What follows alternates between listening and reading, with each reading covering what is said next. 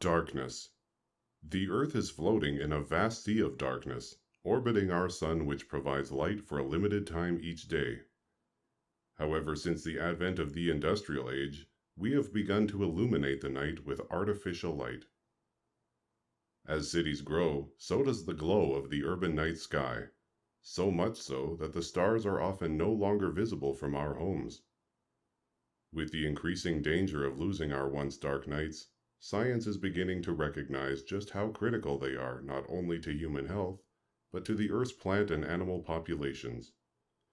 Scotobiology, the study of how biological systems are impacted by the dark, has revealed that hanging in the delicate balance of nature is an inherent need for life to experience regular periods of natural, uninterrupted darkness. Hi, my name is Maureen Luxinger, and I'm the Education Coordinator at the Anne and Sandy Cross Conservation Area. The Cross Conservation Area is a 4,800-acre wildlife preserve that consists of aspen forest, prairie grasslands, creeks, and pond ecosystems. The land was generously donated by Anne and Sandy Cross in 1987. Passionate visionaries, both for the protection of the native species of wildlife and for the education of youth. The area is home to many different species of plants and a variety of wildlife, from the meadow vole to the skunks to fox to deers, cougars and bears, and some of which are nocturnal animals. Anne and Sandy donated this land as they were really concerned over the encroachment of the city of Calgary and what would happen to this land and to the wildlife on it. And as they had predicted, current threat to the health of this habitat is light pollution. And to talk on the topic of light pollution, we are now going to listen to our neighbor, Jennifer House. I'm Jennifer House. I am the education specialist with the Rockney Astrophysical Observatory, and we are actually located about 5 minutes west of the Cross Conservation Area. So what is light pollution? What light pollution is it's light that is in excess. It's light that is trespassing into an area where it's not needed. It's light that's just going up into the sky and it has no use or no function. And it's too much of a good thing. About 100 years ago, when we started to actually put lighting into cities, into city centers, and even into some rural areas, there was just enough light so that we could make our way at night. But now, since we live in a 24-hour society, light is everywhere, all the time, every night. And it's even almost very hard to escape all of that light. And the problem is now we're finding that it is too much and that there is having negative effects on us as human beings, animals, plants, water systems, and of course, very important for us at the observatory, it's having an effect on how much of the night sky we can observe and research. The Anne and Sandy Cross Conservation Area wanted to address the issue of light pollution, so we approached the Royal Astronomical Society of Canada, or RASC. We didn't fall under their existing dark sky designations as we are not open at night. However, in 2015, we became Canada's first nocturnal preserve. And to talk more about this topic, we are now going to meet Steve Donaldson, who will talk to us about what a nocturnal preserve is, and starting with a little history of Steve. Well, I'm a geologist by training, but I am an amateur astronomer by interest or avocation, if you will. I've always had an interest in the natural world, the solar system and the entire universe around us ever since I was a teenager. And astronomy is a way to really experience that broader universe for yourself rather than just getting your facts out of a book. You can look up in the sky, the night sky, with your own eyes and learn your way around. You can spend a little bit of money, you can buy a pair of binoculars or a relatively inexpensive telescope, and you can really look for these things yourself and experience them yourself without there being any sort of an intermediary. So it's really a way for you to personally connect with the universe, a larger world. Well, nocturnal preserves are one of 3 designations for dark sky sites that are recognized by the RASC. The first is dark sky preserves, then there are what are known as urban star parks, and then lastly the nocturnal preserves. So the dark sky preserves are areas where the area within the preserve is just as dark as the outlying areas around it. So this is basically a pristine environment in terms of the quality of the nighttime sky. There are areas where the public is also educated about the importance of dark skies to the environment and to astronomers. And as well, there's an ability, a capability of doing astronomy within these dark sky preserves. Urban star parks, on the other hand, are sort of islands of darkness where you have a designated area adjacent to or within an urban area. There is no uplight or glare within that area, even though outside that urban star park it might be quite brightly lit. The urban star parks also, I don't think there's an educational component, but they do allow interested people to come in and conduct astronomy under sort of locally dark skies, even though the surrounding area may be brighter than normal. Lastly, nocturnal preserves were designated to be sort of a hybrid area where you are getting that public outreach to the general public about the importance of nighttime skies. You're getting the surrounding skies because you may be adjacent to a larger urban center. The areas outside the dark sky preserve may be marginally brighter than you would expect for or hope for a dark sky preserve. However, you're getting the educational aspect, but there is the only thing with a nocturnal preserve, it's more about preservation of the natural environment. There's no precondition that there has to be any astronomy done with a nocturnal preserve. So these are sort of the three designations. The nocturnal preserve is more directed towards preservation of the nighttime environment for nocturnal species and education and outreach, but not necessarily astronomy. As a nocturnal preserve, we not only protect nocturnal animals, but all living organisms, as all living organisms have circadian rhythms.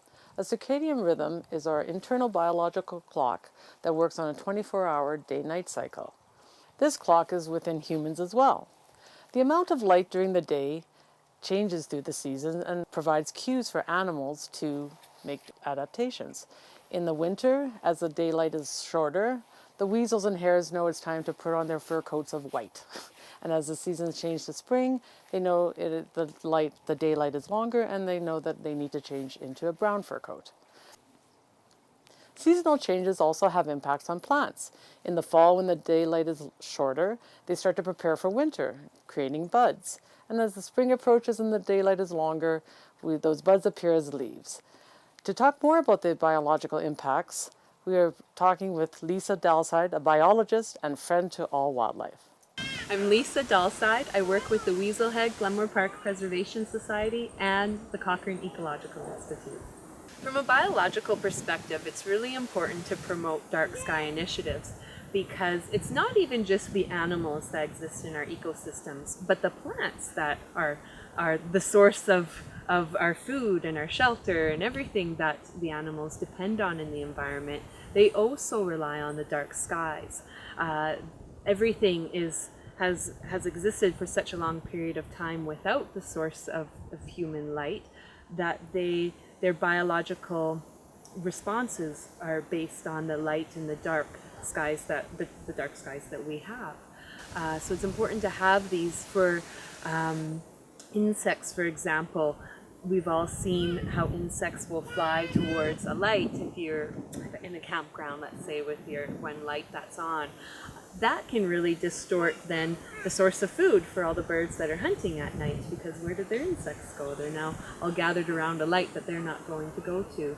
So that becomes important on so many levels with so many different species that in an ecosystem sense, it can really protect an ecosystem if we're really conscious of our lighting in those urban environments, as well as being conscious to protect a vast amount of area, such as the Ann and Sandy Cross Conservation Area, to ensure that it will always be dark for those animals and plants. There's a lot of different species that I've worked with that are impacted by light pollution. One would be migratory birds. A lot of birds will actually migrate at nighttime. And so whole flocks can be impacted by the presence of a downtown skylight. They can come and hit a building, and this has been documented for many, many decades, that this is a huge impact on their populations, that these nighttime migratory bird species are being attracted to lights that are man-made source, and it's impacting them negatively. They're hitting buildings and they're dying. I've worked also with an endangered species called the swift fox. We work at the Cochrane Ecological Institute with the reintroduction of swift fox.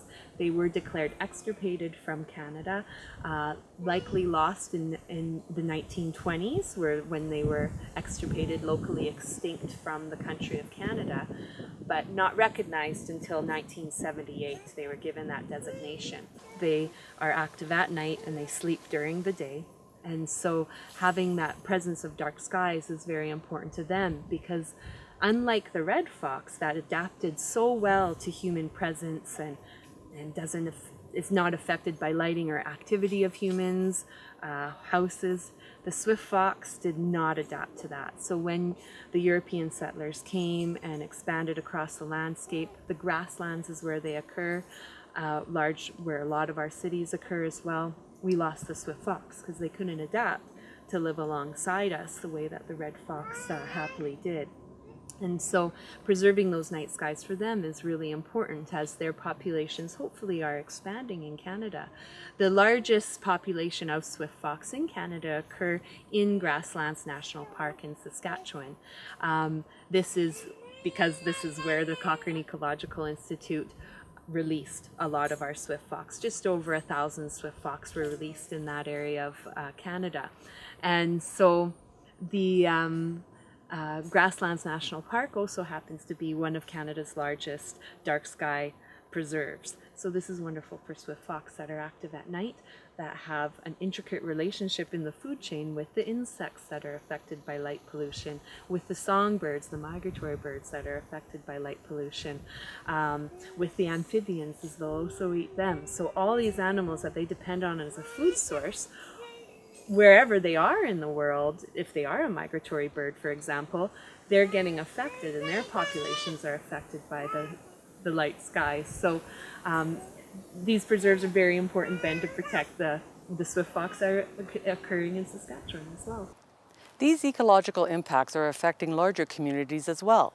Let's hear some ways a community is addressing these concerns and affecting a better quality of health for all creatures. My name is Suzanne Owl. I'm a councillor with the MD of Foothills, and I am the local councillor which has the area of Division 4 that includes the Ann and Sandy Cross Conservation Area as well as the Rothney Astrophysical Observatory, which are wonderful assets in the MD of Foothills. We have our dark sky bylaw in the MD of Foothills in place since 2009. This affects all residents of the MD of Foothills and highlights two special consideration areas near the Rothney Astrophysical Observatory and the Wilson Cooley Observatory. The bylaw purpose is to regulate the type of light source and fixtures to mitigate further light pollution and reduce light pollution that is shown to adversely affect astronomical observation, plant and animal cycles, and the safety and health of persons in the MD. Our community values dark skies as a part of the enjoyment of country living. Many people care about the health of our environment, creatures great and small, and are open to learn more to do something to preserve dark skies when they find out it is a concern and learn how they can help. It is great to have a nocturnal preserve example in our community to inspire people and to educate them about the effects of developing practices that are in harmony with our surroundings and that respect nature's cycles and health of interconnected systems. The benefits of a diverse ecology are having an overall interconnected, healthy landscape where all creatures are functioning at their optimum abilities. A nocturnal preserve highlights the importance of dark skies on all our landscapes, also adjoining, since light trespasses. It's the start of thoughtful neighborhood action. I believe that the Ann and Sandy Cross Conservation Area Nocturnal Preserve will inspire local residents and future developments to preserve connected landscapes with dark sky considerations, which will spread whole landscape, community-minded, thoughtful planning. We will see more nocturnal parks and preserves. Having a nocturnal preserve in our area, in our community, is a wonderful thing. It allows us to look out into a dark space when we look to the east of the observatory, and we're able to see a dark sky above the cross conservation area. This is also another chance for us to come and set up our telescopes as well and to be able to have a look at the night sky from this location as well. The research that astronomers conduct needs dark skies, and it also helps us to understand our place in the universe. That if we have dark skies, there's so many fascinating, endless things that we can learn about the sky around us, the near-Earth space exploration, and well beyond. The Anasandy Cross Conservation Area is proud to be a nocturnal preserve because it provides homes for a diverse community of wildlife, from the smallest wildflower to the prickliest porcupines to those gazers of the night sky, astronomers. One of these astronomers, Steve, will show us an example of a light fixture that you too can incorporate into your dark sky friendly practices. Following this excellent example, we will hear from engaged community members who will share their ideas about how to make the world a little darker and healthier. We really want to avoid a light streaming from a source out sideways, causing glare in the person's eyes, or going upwards, which is what's called uplight, and that's basically just wasted money. I mean, you're lighting up the bellies of birds flying overhead at night. So it's all about using only as much light as you need and properly directing it downwards and shielding it to reduce glare. Here's another example of an awesome lighting fixture. Again, it's daytime, it's not on, that's a good thing. It's not lighting up stuff during the day. And this particular one, again, the light bulb is recessed within the fixture. And this particular type of fixture is called a shoebox fixture for obvious reasons. Again, it's covered on the top and on all four sides. So this is providing illumination which is strictly going downwards rather than to the sides or going up, which would be a waste. So down lighting is good, glare lighting to the side and going up is bad, and this is a good fixture. Learn more about dark skies, and then with a personal and friendly touch, inspire at least one other person and let them know that reasons why dark skies and preservation of dark skies are so important, and help them to change a fixture or change a habit. To reduce light pollution in our community, we can talk to the people we know about the problem and to please turn off the lights when they're not in the room. I think it's important to me just because I've grown up with the dark skies and they're one of my favorite things. It's what I want to do when I grow up, my passion. It's my favorite thing to do. I think that sharing my knowledge with people definitely helps prevent light pollution because they would know more about what light pollution even is and different ways that you can stop light pollution. My family turns off our lights a lot because we know it's really bright out and we don't exactly need we don't really need all the lights, which can really help the dark skies, and I hope that other students do that too because it could really help the sky. People today often don't look very far into the future when they're making a decision, and this is one of the problems with one of the reasons why we have dark sky initiatives is because we don't do very good planning. We don't look into the future much, and so we plan these urban environments, and now we have light pollution. We make decisions that aren't very thoughtful and don't really consider our grandchildren and our great-grandchildren. And I hope that children, as they grow up, these things start really setting in their minds so that when they make the decisions, they're thinking of all the generations ahead of them, or the ones that are coming behind them, so that they can help protect biodiversity so that humans can enjoy it and survive from it for a long term. This is really important to me because I love animals and it does affect animals, but it also affects my health, people's health. It affects wildlife. It affects trees and plants and forests. It affects so much. dark skies are important for animals and for the plants to go through photosynthesis and for the nocturnal animals to have a time to hunt. Well, what I think we can do and what the government can do is that the government can lower now LED lights to 2700 Kelvin. And what I feel like we can do is like change lights into spotlights or like lower their wattage, I guess, to make them not as bright, and also direct them at the ground to make sure that they don't spill, like the light doesn't spill up into the sky. I care about this because let's say when I'm older and I don't want my children growing up or anyone related to me growing up in a world that's only light. I want them to see the natural skies and stargaze and know that we're not alone and that there's so much more exploration to be done out there. For the future, I hope that students will think about being good citizens in the world. Good citizens mean treating people kindly and fairly within your community. And that includes how you live, and that even includes how you light the areas that you live in. So I hope in the future that you'll be able to think about very smart design so that people can feel safe and secure, have the lighting they need, but at the same time also think about the wider world community and how you live with animals, how you live with plants, and how you live sustainably within these communities.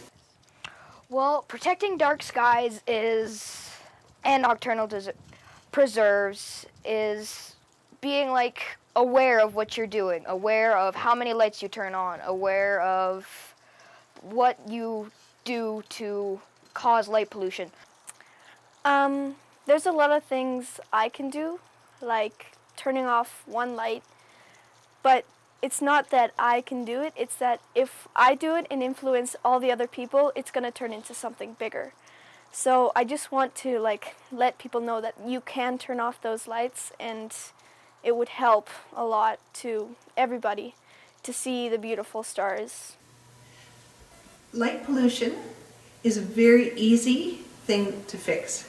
And I'm really encouraged when I hear about research in places like, for example, the country of the Netherlands. And they have some very fascinating ways of lighting roads, lighting street spaces that are both safe and very effective. But at the same time, these special spaces that they're developing and designing allow for dark skies and how we can live within those dark skies and still maintain our normal, healthy circadian rhythms, because we do need a dark night and we do need a bright day. Nocturnal preserves recognize not only the beauty of the dark skies, but also their fundamental ecological importance. Isn't it time for us all to join forces with the dark night?